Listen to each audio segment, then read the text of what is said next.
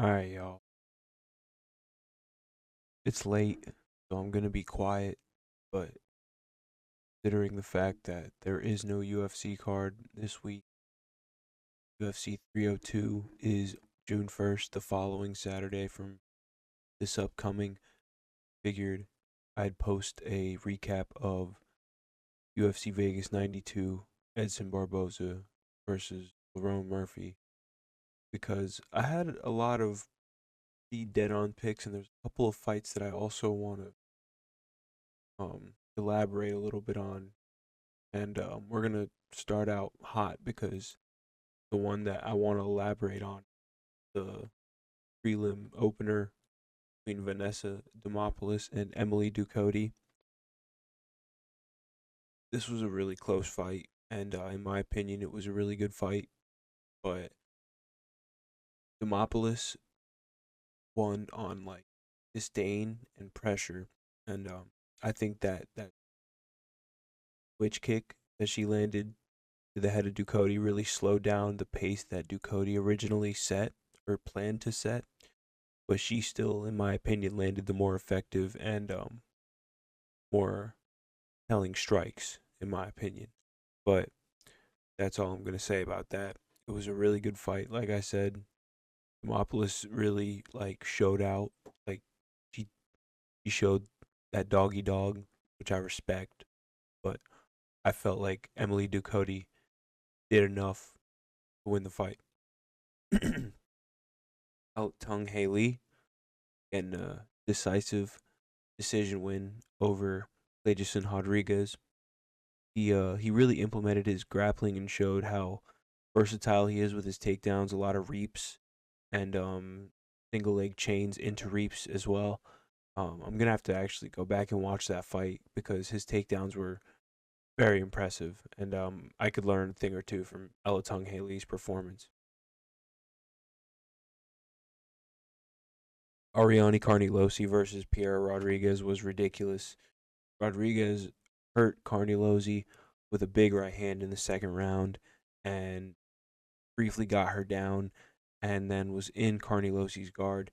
I guess headbutted her twice, and within the 5 minute span that Carnelossi was given to recover, he just wasn't able to answer the bell. So they disqualified Pierre Rodrigues, and this isn't something I necessarily disagree with.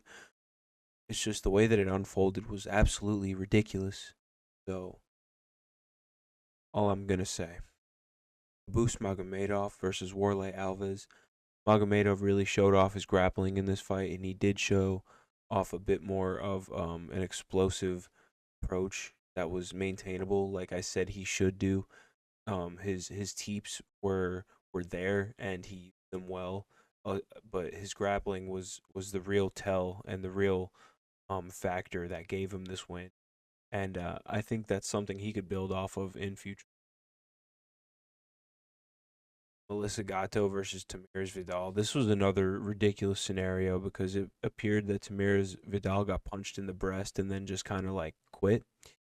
But I picked Melissa Gatto to win, and she won. So not much else to really say, you know.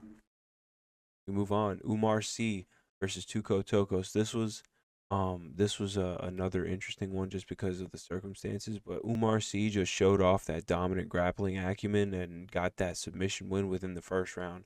And Tokkos showed some grappling defense, some competent grappling defense. But Oumar C just was dominant. Got the takedown and he just didn't give it back.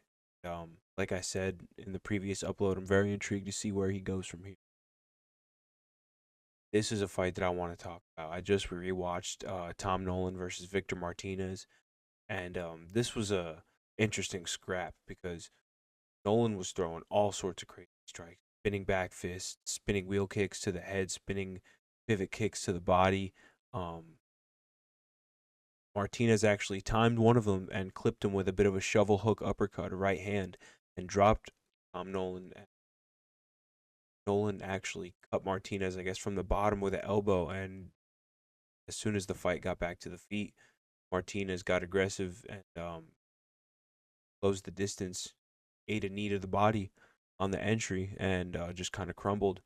and it was an interesting exchange, but it was just crazy to see Tom Nolan recover and get back to his feet, recompose himself, and find that opening and get that finish. It was impressive, but something to keep an eye on considering he got clipped by Victor Martinez, who was visibly shorter and a lot more stocky than Tom Nolan, who was very wiry for 155 pounds. Angela Hill versus Luana Pinheiro. I picked Angela Hill to win, but I did not expect her to look as good as she did.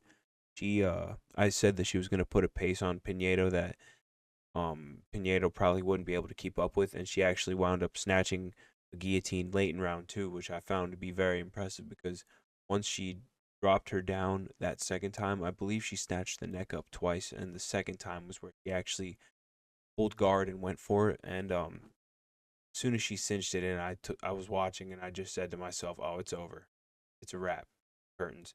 Impressive win.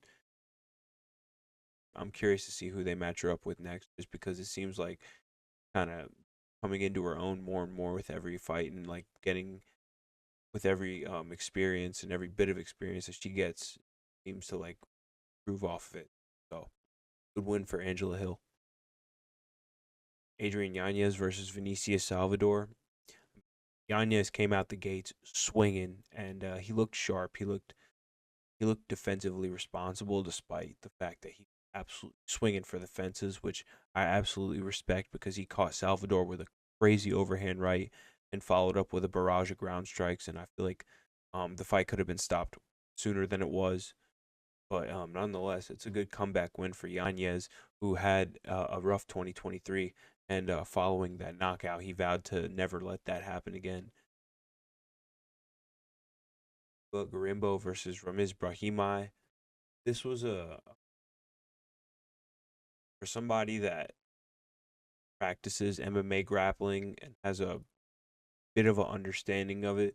This was such a struggle fight. Like these two just gave each other nothing the entire fight, and I was exhausted just watching them go back and forth. But Gorimbo had the more shining moments where he was in more advantageous positions, able to do more with those, gain the control time and some ground strikes, stay on top, stay in control, and got the decision win. There was some stuff that happened after the fight with his interview. I don't really want to get into it too much, just because I it's like it is what it is. He brought up the passing of his coach's mother, and like just went a bit more in depth than I feel like necessary. Nonetheless, he looked good. He got the win. That's all that matters. Okay, co-main event and the main event. I'll eat my words and admit I was entirely wrong on both of these picks. Khaos Williams versus Carlston Harris. Khaos Williams stood his ground in the pocket. Carlston Harris chose to stand and trade with him. Uh, Not a good decision, obviously. Khaos Williams found that overhand right and connected flush, and followed up with one ground and pound strike. All he needed after that fight was over. It was super impressive. Uh, Based off what I said, I basically counted him out, and I'm not going to do that again. Carlston Harris's game, known to be able to come back tough spots like I've previously. So I feel like Khaos Williams might have a quick turnaround. Let's keep an eye out for that. Then the main event, Barboza versus Lerone Murphy. I I completely overlooked Lerone Murphy, and he was just his boxing was on point. His hands were on point. He was able to control the distance with his hands and with his combinations. He was switching up the rhythm, throwing punches and bunches, just not giving Edson any space to work. And Edson just seemed like his body was like limited in terms of him being able to get that full explosion that we're used to seeing out of him with his kicks specifically, along with his punches. He didn't really throw too many combinations. He was trying to time the jab with Lerone's jab specifically, and it working out for him. And he was being backed up and pressured and getting walked down for 5 rounds, and it was a real, you know, coming into their own performance for Lerone Murphy. He's still undefeated, as you can. I'm very curious to see who the UFC matches Lerone Murphy up with next. Yeah, that was a interesting, pretty good card, all things considered.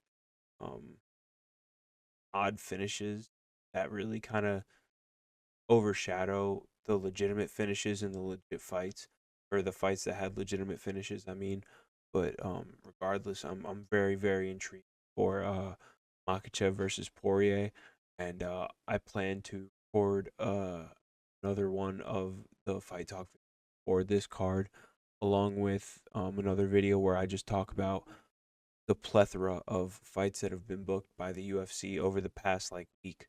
So just be on the lookout for that. I appreciate you guys watching as always, and stay up, stay grinding.